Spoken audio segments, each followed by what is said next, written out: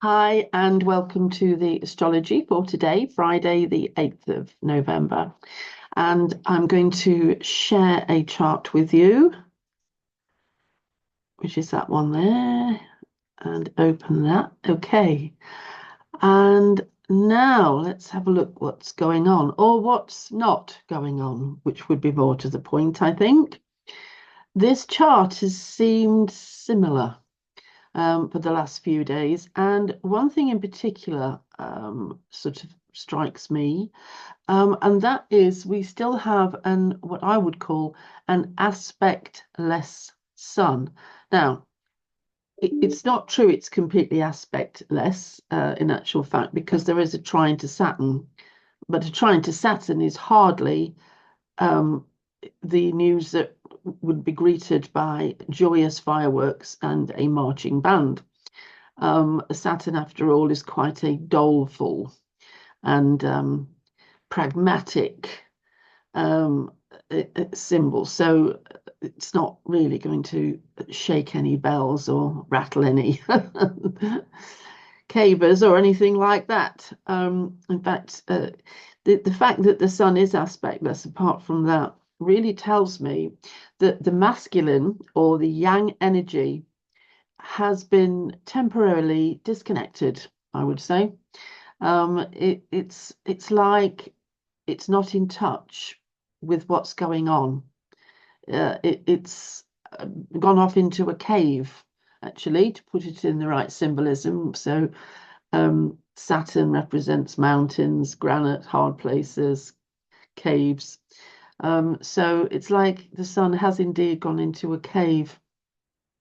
So that's the sun. Now, we just going back to the main chart now. So we still have the sun in Scorpio, which doesn't, this is one of the things that is really telling us about the lack of excitement, if you like, the lack of energy. We do have three planets in Sagittarius, and they should be doing their own particular job towards buoyancy and a feeling of excitement and passion for the future. However, whether or not they're managing to get that through with a sun that is so much in the doldrums, I don't know. The moon has moved into Aquarius, so this is change. At least it's come out of Capricorn as a help. And Aquarius, a great energy really for researching science. Have a look if you're one that goes on the internet or goes onto the news websites, then I would say have a look at what they've got to say in terms of recent discoveries, science, etc. Because we've got a setup here that probably would lead to a deep exploration, which you get with Scorpio, and then um, the reporting of the science or the communication of the science communicating its successors. So I would say, therefore, that that's probably worth doing. Okay, now, aside from that, we are still very much in the clutches of the Mars-Pluto opposition and the square to Juno. So, to be honest with you, I think this is another indication that things are pretty much the same. This thing has been in for 3 weeks. It's waning now. It's separating. Separating planets always present less of an impact than the approaching ones. That's because the bow wave has strength. Once it's gone past exactness and it's waning, it's not as new. It's not as powerful because of its newness. However, one separating, 1 degree separating, still very much in its clutches. And and as I said before, the power of this too can be felt before it hits, but once it's in a degree of range, it tends to shut things down because of the sheer power of it. It tends to take it into a place where we can no longer resonate with it, and that's probably a good thing. It's outside of our bandwidth, and so everything sort of tends to just settle that point. There's a lot of work going on, but it's outside of our bandwidth, so we aren't hearing it. This is this run of 3 hits of Mars opposite Pluto is taking us into next April. So to be honest with you, it's only just started to do its work.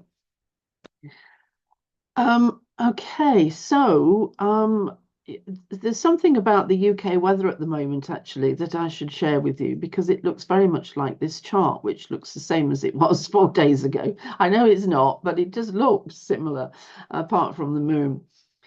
We've got a peculiar weather anomaly going on at the moment, which means that a low cloud has been stationed over the UK for many, many days. We've had sunless days for day after day after day after day. I mean, it's been going on, oh, I suppose nearly 2 weeks. I might be wrong in that, but certainly feels like it anyway. We're going for the near record, actually, for sunless days in November. So that's here in England. Scotland's been getting some, but here in England, we haven't had any. And it very much feels as if we're under, now I was going to say a wet blanket, and I suppose putting it positively, I should say a duvet, because that's nice and soft and fluffy. But it certainly feels like we're under a wet blanket, and that maybe there's a duvet in there as well, so you can sort of calm down, slow down. We had a bit of a flurry this morning. I suppose as the moon moved into Aquarius, something new. There was a bit of a flurry, but honestly, it all feels dead in the water. That's probably what I should say. So there we go. Not a lot happening. Now, I wonder if is anybody out there who lives in Los Angeles. If there is, I've got a very special request for you. I am currently researching the chart for the moment that Trump knew he'd got the presidency, the moment that the electoral seats 270, the amount of 270, the moment that was hit, then it was for certain. Legally, at that point, Trump was the new incoming president. Now, I'm researching that chart, and there is activity around a dwarf planet called Quawa. And Quawa used to be the creator deity of the Tongva tribe from around the Los Angeles County, actually. I mean, they were alive and kicking as early as close as, let me say, 200 to 300 years ago. So it's only recent history. And the name of their creator god, Quawa, was chosen for this dwarf planet. The dwarf planet is influential in astrology. It's actually, at some points, its orbit comes inside of Pluto's, if you see what I mean. So there's like, that catches your eye. What I'm unable to do is find out a lot about this Quawa, this ancient, he is ancient because the actual Tongva tribe goes back 3,000 years. But of course, in the last 300, things changed. But anyway, so what I want to get, if you live in Los Angeles, is if there is anything locally that you can find out about this god Quawa and the Tongva tribe, I would be really grateful. I have been researching this for a couple of days, and I'm getting lots of stuff is coming up, but I feel that there may be more. When these deities are named after Greek gods, I just hop on a plane, go over to Greece and have a mooch around their territory, and I pick up local stuff, magazines and little brochures and things that aren't available anywhere else. But of course, I'm not about to just hop on a plane to Los Angeles and mooch around. So I know that some of the things that are left, the artifacts, are in a local museum, for instance. And online, I can see a couple of the ancestors of the Tongva tribe were doing a great job with keeping up their language and their songs. But and if there's anything that you can think of, then I'd be really appreciative if you could have a look and let me have it. Aside from that, there is a story to the chart of that moment that Trump was assured legally of his presidency. And I'm just not ready yet because I've got some bits missing from the jigsaw. So it'll have to wait till next week now. But I have been hot on it, I can tell you. I've not been doing anything else for a couple of days. Right. So I'm sorry I didn't stop the share. So I'm sorry if you're the person living in Los Angeles and I've been talking to you and asking you to help me out and get me some information on Quora, the creator data. I'm very sorry that the whole time I was asking you, you were looking at a chart I should have clicked off earlier. Thank you. Sorry about that.